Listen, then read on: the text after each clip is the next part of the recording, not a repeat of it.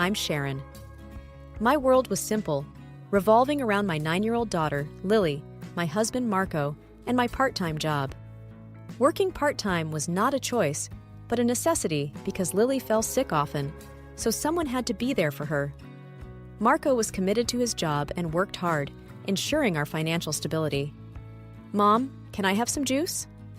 Lily's tiny voice was always filled with curiosity and innocence. Sure, sweetie. Here you go, I replied, handing her a glass with a loving smile. Marco and I barely had time for each other. Our conversations were mostly filled with routine check-ins and updates about Lily. How was Lily today? He would ask every evening, his voice heavy with concern and fatigue. She's fine. A bit tired, but fine, I would respond, trying to keep the worry out of my voice. It was during one of these mundane days that I started feeling unwell. My stomach was in constant turmoil. Soon, I was admitted to the hospital, leaving Lily under Marco's care. Work was something I had to leave behind, and it was a challenge to juggle everything. Marco, please make sure Lily has her meals on time and don't forget her medication, I reminded him every day, pain evident in my eyes. I will, Sharon. Focus on getting better, Marco would reassure me, his eyes meeting mine for a brief moment before leaving the room. With me in the hospital, the responsibility of dropping and picking up Lily from school fell on my friend Iris. Iris was my confidant, someone I had known for years. She did not work and had a lot of free time, so she happily agreed to help us out. Iris, thank you so much for doing this. I expressed my gratitude daily. Oh, it's no trouble at all, Sharon. We're friends, aren't we? Iris would reply with a casual wave of her hand. Iris brought Lily to the hospital every day after school, and for that, I was thankful. However, something was off. I could sense it in Iris's hurried visits and in her restless, absent-minded conversations. Is everything okay, Iris? I asked her one day, her nervous energy filling the room. Oh yes, just some things on my mind. She brushed it off with a nervous laugh. And then there was Marco. His visits became less frequent, our conversations brief and superficial. I'm just caught up with work and Lily, he would say whenever I asked him about his infrequent visits. I wanted to believe him, but something didn't sit right. Lily, my source of joy, also seemed different. She was quieter, her bright eyes losing their sparkle. How was school today, Lily? I would ask her every day, hoping to break her silence. It was fine, she would reply with a small, forced smile. The serene strings of our life were starting to feel strained. My family, my friend, the people who were my pillars were changing, and I couldn't shake off the feeling that something was very, very wrong. The days were rolling by with a certain monotony, and I was growing more uneasy with each passing moment. I felt like a spectator in my own life, watching the unsettling changes in the people I loved. Every visit from Iris was marked by an unsettling silence, her usually lively demeanor replaced by a pensive, distant one. Iris, you've been acting so strange lately. What's going on? I finally asked her, unable to keep the worry out of my voice. I have some stuff to deal with, Sharon. Nothing for you to worry about, Iris replied, avoiding my gaze. Is it something serious? I pressed on, eager to help my friend. Sharon, really, it's nothing. Focus on getting better. She brushed me off, changing the subject hastily. Marco was a whole different story. He would walk in with a forced smile, updating me on Lily and his work, all the while avoiding eye contact. It was as if he was carrying a heavy burden, one that he was unwilling to share. Marco, is everything okay at home? I asked him, the concern clear in my voice. Everything is fine, Sharon. Just work is a bit stressful, he replied, his gaze fixed on the floor. And Lily, is she okay? She's been so quiet lately, I prodded, my worry for Lily overpowering everything else. She's just missing you, he responded, his voice flat. I tried talking to Lily too, to understand what was going on in her little mind. Every day, I would ask her about her day, about school, about her dad, and Iris. Her responses were always monosyllabic, her eyes never meeting mine. Lily, sweetheart, is something bothering you? You can tell me anything, you know that, right? I coaxed her gently. I know, Mom, I'm just sad. she mumbled, playing with her fingers. Sad about what, sweetheart? Is it because I'm here in the hospital? I asked, my heart aching to see her so distraught. It's just, I don't like it when... She trailed off, tears brimming in her eyes. The unsettling silence was taking a toll on me. I felt helpless, confined to the hospital bed, unable to comfort my daughter, unable to help my friend, unable to confront my husband. One day, after another visit filled with silent glances and whispered secrets, I decided to question Lily a bit more. It was clear that something was bothering her, something more than just my hospitalization. Lily, you know you can tell me anything, right? I gently nudged as I held her little hands in mine. I know, Mom, she mumbled, her eyes filled with a secret pain. What's going on, sweetheart? Are Dad and Iris treating you well? I asked, my worry creeping into my voice. It's just... I see things, Mom, she replied, her voice barely above a whisper. What things, Lily? What have you seen? I urged her, my heartbeat quickening. I have videos, Mom, of Dad and Iris. They laugh a lot. They look happy, she confessed, her eyes filling with tears. Videos? What do you mean, Lily? I asked, my heart sinking. She hesitantly handed over her little tablet, her hands shaking. What I saw on that screen broke my heart into a million pieces. It was Marco and Iris, laughing, sharing private jokes, looking like a couple. The pain was unbearable, the betrayal cutting deep. I'm so sorry, Mom. I didn't know what to do, Lily sobbed, clinging to me. Oh, Lily, this isn't your fault, sweetheart, I comforted her, my own tears falling freely. But the pain didn't stop there. Lily, with her innocent eyes clouded with tears, told me more. She had seen Iris coming out of our bedroom more than once. It was like a dagger to my heart, each word from Lily's mouth twisting it deeper and deeper. She comes out of your room, Mom. I've seen her. Dad says they are just talking, but I know it's wrong, Lily revealed, her voice breaking. Oh, Lily, was all I could muster, the pain in my chest making it hard to breathe. My mind was racing, thoughts of confrontation, of revenge, of escape filling every crevice. How did things come to this? How did my serene, simple life turn into this twisted, painful mess? The air was heavy with tension when Iris came back. I was burning with anger, betrayal etched on every feature of my face. I confronted her the moment she stepped inside my hospital room. Iris, I need to talk to you, I said, my voice sharp with anger. Oh, okay, what's up? She replied, trying to keep her voice steady, a hint of nervousness in her eyes. I know about you and Marco. Lily showed me everything. I spat out the words, my gaze fixed on her, watching her reaction. I don't know what you're talking about, she stammered, her face turning pale. Don't lie to me, Iris. I've seen the videos. I know you've been in my bedroom. I raised my voice, my anger getting the better of me. I didn't think you'd find out. I didn't want to hurt you, she confessed, her voice breaking, tears streaming down her face. Hurt me? Iris, you betrayed me. While I'm stuck in this hospital, you're at my home, with my husband, betraying me every day, I shouted, the pain evident in my voice. I'm so sorry, Sharon. It just happened, she sobbed, her body shaking with each tear. Just happened? You made a choice, Iris. You chose to betray your friend. I was seething. Every fiber of my being wanted to lash out at her. It didn't stop there. Fueled by the hurt, by the betrayal, I called Marco, my voice shaking with anger. Marco, we need to talk, I said, my voice cold and distant.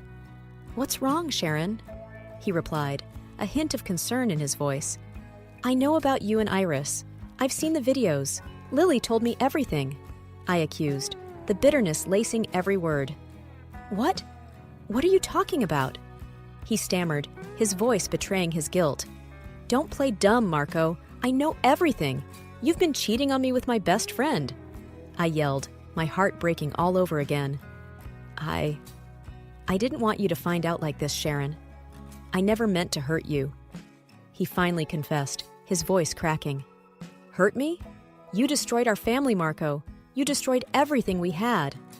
I cried, the tears blurring my vision. Every confession was a stab to my heart, every apology a reminder of their betrayal. My mind was made up. I was going to divorce Marco, cut all ties with Iris, and rebuild my life, for Lily, for myself. After those gut-wrenching confessions, action was needed.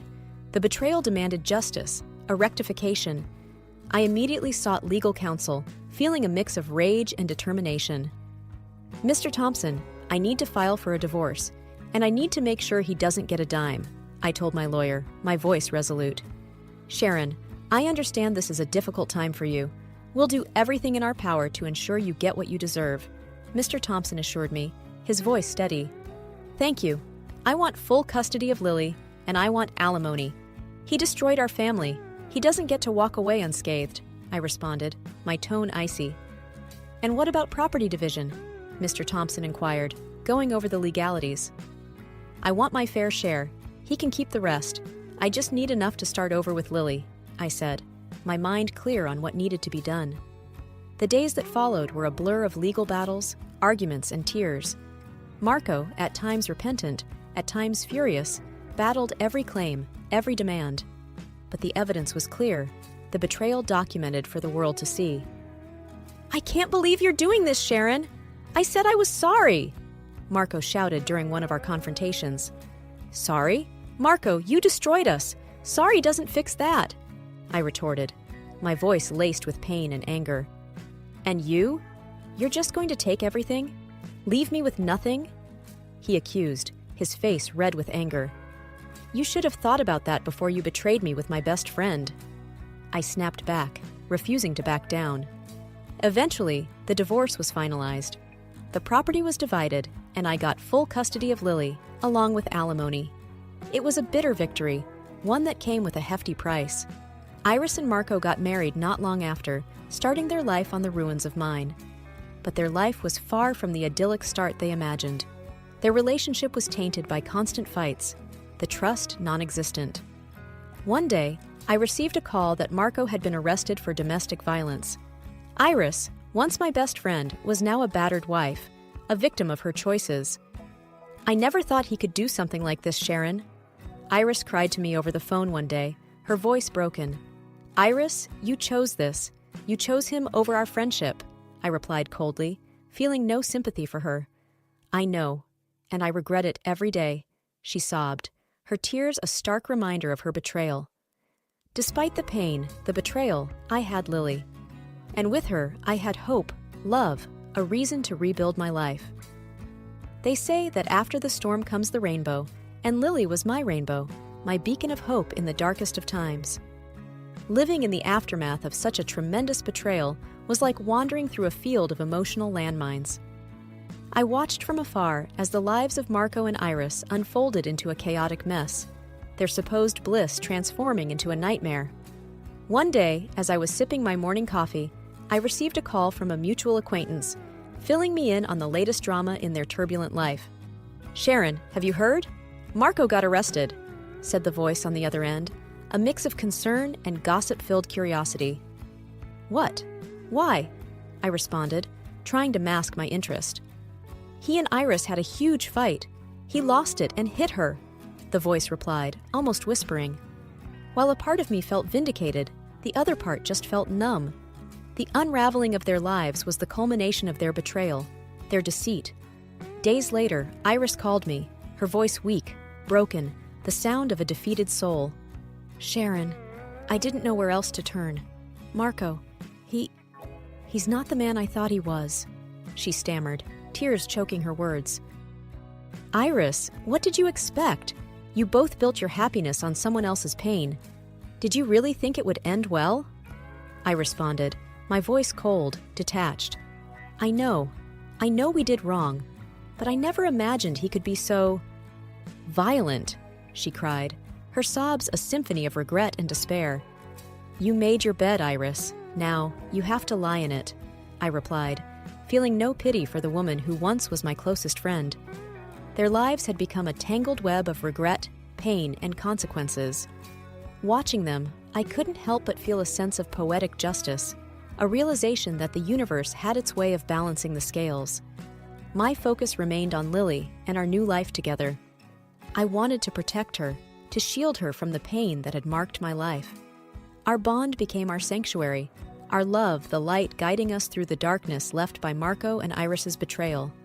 Our conversations were filled with love, support, and healing, a stark contrast to the tumultuous relationship that was now Marco and Iris's life.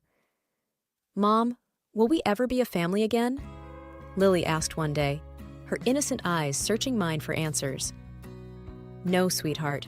But we are a family, you and me. We have each other, and that's all we need," I replied, hugging her tight, feeling the strength of our bond.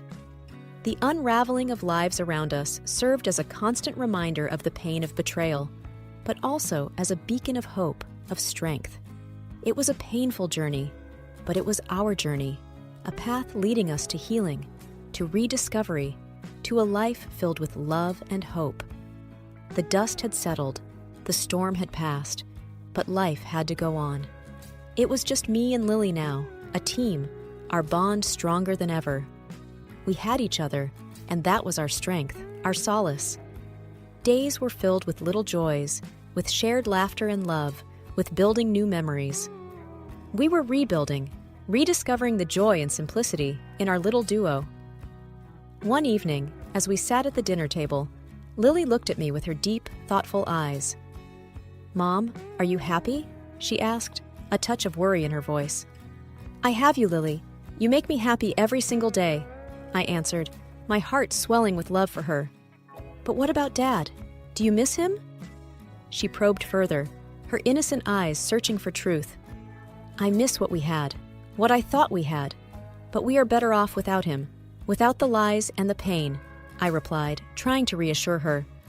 "And Iris? Do you miss her?" Lily asked, her voice softer. "I miss my friend, but the Iris who was my friend doesn't exist anymore. She chose to hurt us, and I can't forget that," I said, my voice firm but gentle. "But we're okay, just the two of us, right?" she inquired, needing the reassurance. "We're more than okay, sweetie. We have each other, and that's all we need," I affirmed, reaching out to hold her hand. Our life was a reflection of our resilience, of our love. We found joy in each other, in our shared experiences, in our journey of healing and growing. We didn't need the shadows of the past haunting us, defining us. We were a mother and a daughter, a team, a family. Days were not without their challenges, but we faced them together.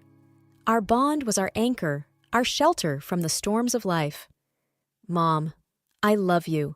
You're the best mom in the whole wide world," Lily would say, wrapping her little arms around me. "And I love you, Lily.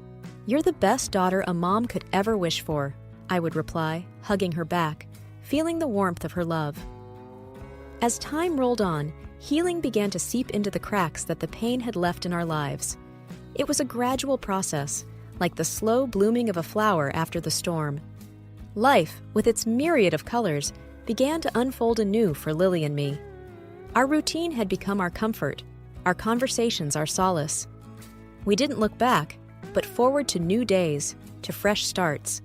We were a little family, filled with love, with shared smiles and shared tears. One sunny afternoon, as we were strolling in the park, Lily's face lit up with a thought. "Mom, can we get a dog?